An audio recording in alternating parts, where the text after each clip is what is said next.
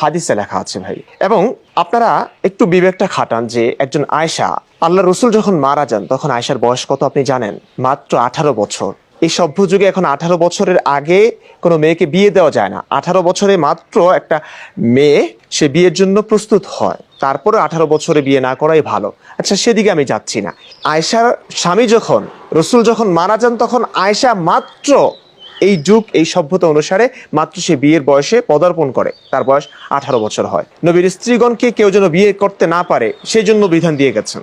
অর্থাৎ মাত্র একটা মেয়ের 18 বছর হয়েছে, এই মেয়েটার সারাটা জীবন যৌবনহীন অবস্থায়, মানে তার যৌবনের কোনো, আমি কি বলবো এখানে আমি বলতে পারছি না আসলে।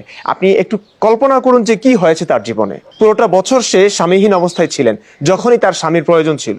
আমি হাদিসগুলো দেখাচ্ছি। এর আগে একটা হাদিস, মিশকাতুল মাসাবিহ হাদিস নং 3129।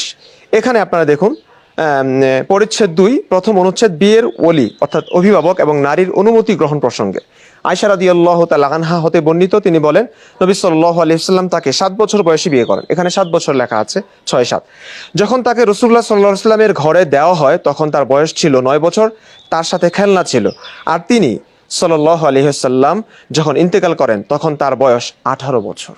আপনি চিন্তা করুন, এখানে মনে হয় না আমার কিছু বলার আছে। একটা মেয়ের 18 বছর বয়সে তার স্বামী মারা গেল এবং সে বাকিটা জীবন কাউকে বিয়ে করতে পারবে না।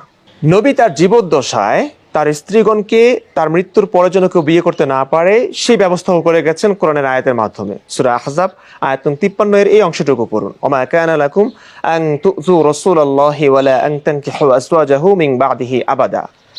আর আল্লাহর রসুলকে কষ্ট দেওয়া এবং তার মৃত্যুর পর তার স্ত্রীদেরকে বিয়ে করা কখনো তোমাদের জন্য সঙ্গত নয়। আপনি জাস্ট কল্পনা করুন, একটা মেয়ের 18 বছর হয়েছে, তার স্বামী মারা গেল, সারাটা জীবন সে স্বামী ছাড়া, সে আর কাউকে বিয়ে করতে পারবে না। এই মুরব্বী যাকে নির্মমভাবে মারা হয়েছে, জেলে পোড়া হয়েছে, ইনি আরেকটি কথাও বলেছিলেন যে তোমাদের নবী অনেক বিয়ে করেছেন। আমাদের নবী কতগুলো বিয়ে করেছেন এটার সঠিক সংখ্যাটা আসলে এখন আমি এই মুহূর্তে বলতে চাচ্ছি না, কিংবা রেফারেন্স দেখাতে পারছি না। কারণ নবী যে কত বিয়ে করেছেন, আনাচে কানাচে, চিপায় চাপায়, বাগানে, এবং বিয়ে ছাড়াও তিনি হিবা বিয়ে তার জন্য বৈধ ছিল, আল্লাহ বিশেষ বিধান দিয়েছেন। তারপরে জাউনিয়া, যেটি নিয়ে আমি ভিডিও বানিয়েছি আমার ইউটিউব চ্যানেলে, গেলেই দেখবেন কত জায়গায় যে কতভাবে তিনি বিয়ে করেছেন। মেয়েদের কাছে গিয়ে বলতেন তুমি নিজের শরীরটা আমার কাছে দাও, আমার কাছে সমর্পণ করো। সেগুলো বাদই দিলাম, সহিহ হাদিসেই যেই বিয়ের কথাগুলো আছে, যেই স্ত্রী সংখ্যা আছে, সেটাই যথেষ্ট। তিনি যে বহু বিবাহ করেছেন, নারী লিপ্সু ছিলেন, এটা স্পষ্টত। একজন অন্য ধর্মের মানুষ তো বলতেই পারেন। আমি জাস্ট একটা হাদিস দেখা